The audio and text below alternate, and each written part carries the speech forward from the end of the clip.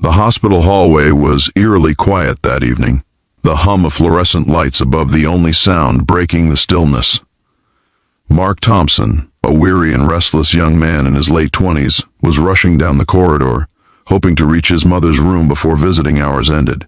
His heart pounded, not from fear but from an anxious mix of exhaustion and guilt. He had spent the last year drifting through life, switching jobs, avoiding responsibility, and numbing himself with long nights and emptiness. Tonight, he had promised himself he would finally show up for his mother, but fate, as it so often does, had a different plan. In his hurry, Mark mistakenly turned into the wrong room. The door was ajar, and the faint smell of antiseptic mixed with something heavier, something metallic. Inside, a frail woman lay on the bed, barely conscious, her breath shallow and labored. Her hair was streaked with gray, and her hands, resting on the thin hospital blanket, trembled with weakness. For a moment Mark froze, frozen by the shock of finding someone so fragile and alone in this quiet wing of the hospital. He had not expected to encounter life hanging so precariously on the edge, if you believe in the power of kindness and second chances that change lives forever. Make sure to like this video, comment your thoughts, share it with someone you love, and subscribe to the channel, because stories like these remind us that even a wrong turn can lead to the right moment. The woman's eyes fluttered open, and she looked at Mark with a mixture of fear and relief. Her voice, barely more than a whisper, trembled as she tried to speak. "Are you here for me?" Mark didn't know what to say. He wasn't supposed to be here. He wasn't anyone's hero, wasn't prepared to offer comfort or solace. But something in her gaze, the sheer vulnerability and quiet desperation, struck a chord deep within him. He nodded, though his voice cracked when he finally spoke. Her name was Margaret Ellis.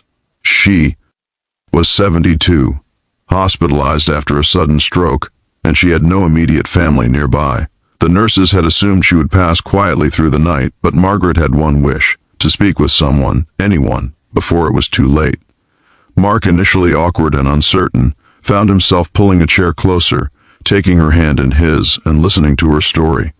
She spoke of regrets, of dreams she never pursued, of a life she had lived in service to others but had often felt invisible herself. Mark listened, unable to tear his eyes away, feeling a strange mixture of sorrow and awe at the resilience behind her fragile form. As the hours passed, Mark's own walls began to crumble. He had spent years avoiding the responsibilities of life, letting fear and indecision dictate his choices. But in that room, with Margaret's hand in his, he felt a profound shift. Her gratitude for his presence, her soft words of encouragement and faith, ignited something dormant within him, a sense of purpose he had long forgotten. He realized that life wasn't about running from problems or drifting aimlessly. It was about showing up, being present, and offering kindness even when it was inconvenient or frightening. Over the next few days, Mark visited Margaret daily. He helped feed her, read to her from old novels she loved, and even sang softly when she requested. What started as a mistake had blossomed into a bond neither had anticipated. Margaret, who had once felt the coldness of solitude, found warmth and companionship in Mark's presence. And Mark, who had felt the weight of his wasted years pressing down on him, discovered that one act of compassion could reignite his entire life. It wasn't easy.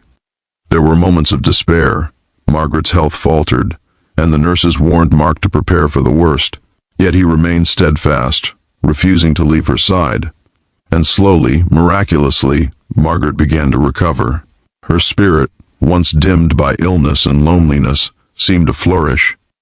With Mark's care and unwavering attention, she began telling him stories of her youth, of adventures she had taken, of friends lost and loved ones cherished. Each story painted a portrait of a life lived fully, even if unrecognized, and Mark listened, absorbing lessons that no book or lecture had ever taught him. One afternoon, Margaret reached into her bedside drawer and pulled out a worn envelope. Inside was a letter addressed to a family she had never met, distant relatives she had never spoken to in years. She handed it to Mark with trembling hands, saying, "I don't know if they'll answer, but I want you to help me try. It's my last chance to mend what I left behind." Mark promised, feeling a sense of duty and honor that transcended anything he had known before. He mailed the letters, called the relatives, and facilitated conversations that bridged decades of silence. Watching Margaret reconnect, with her family brought her a joy she had thought lost forever, and gave Mark a taste of the profound impact one life can have on another. As Margaret's health improved, she became a guiding force in Mark's life. She encouraged him to pursue the career he had abandoned, to reconnect with estranged friends, and to live a life of integrity and compassion. Mark, inspired by her resilience and wisdom, began volunteering at the hospital, helping patients who, like Margaret once was, felt alone and overlooked. The wrong room had become the right place at the right time. Two lives, each marked by loneliness and regret, had intersected in a way that neither could have predicted, forever altering their destinies. It was on a quiet Sunday morning that Mark realized the full extent of the transformation. Margaret, sitting up in her wheelchair and smiling, looked at him with eyes full of gratitude. "You saved more than me, Mark," she said softly. "You've saved yourself, too." At that moment, Mark understood that life's greatest gifts often come disguised as mistakes, and that the smallest acts of courage and kindness can ripple across a lifetime. Before the end of this story, I want you to take a moment and comment below about a time when someone's kindness changed your life, because sharing these moments reminds us all that goodness is never wasted. Mark eventually helped Margaret move into a small, comfortable apartment where she could live independently but still feel surrounded by care. And though their meeting had begun in the most unexpected, even tragic circumstances, it became the foundation of a friendship that would endure for years. Mark's life, once aimless and filled with regret, had been reshaped by a single moment of attention, empathy, and presence. Margaret's remaining years were rich with love, connection, and the joy of knowing that her life still mattered, and that she had left a tangible mark on someone else's soul. This story reminds us that destiny is not always a straight path. Sometimes, the wrong turn brings us to the right place, the place where our lives can truly change. Every act of presence, of listening, of selfless love, has the power to transform not just one life, but 2, 10, or even hundreds more. Mark and Margaret's journey teaches that hope, redemption, and human connection can arrive in the most unexpected ways, and often when we least expect it. If this story touched your heart, if it reminded you of the power of showing up for others, please like this video, share it with someone who needs encouragement today, and subscribe to the channel for more stories that restore faith in humanity. And before you go, leave a comment sharing your thoughts.